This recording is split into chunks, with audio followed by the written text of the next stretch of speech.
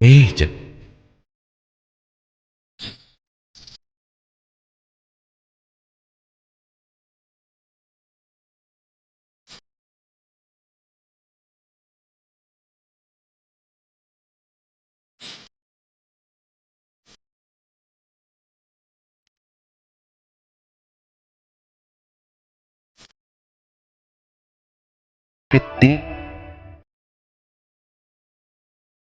किसी की धरती पर बलपूर्वक अधिकार करने का न हमारा धर्म है, न हमारी नीति है।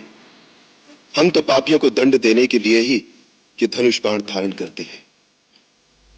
लंका वासियों को अपने अधीन करके परतंत्र बनाने और लंका का राज्य हड़प कर उस पर अपनी सत्ता जमाने के लिए हमने युद्ध नहीं किया।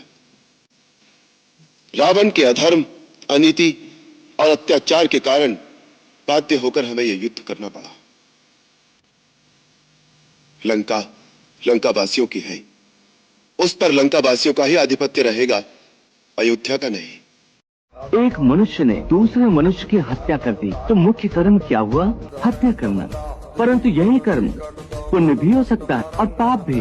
वो कैसे? एक मनुष्य किसी कमजोर बूढ़े व्यक्ति का धन लूटने के लिए उसकी हत्या कर देता है तो वो क्या हुआ? निश्चय ही वो पाप है। यदि एक दुष्ट मनुष्य किसी अबला स्त्री के साथ जबरदस्ती बलात्कार करने की कोशिश कर रहा है तो उस अबला की रक्षा के लिए यदि बलात्कार करने वाले की हत्या कर दी जाए तो वो क्या होगा? पुण्य होगा।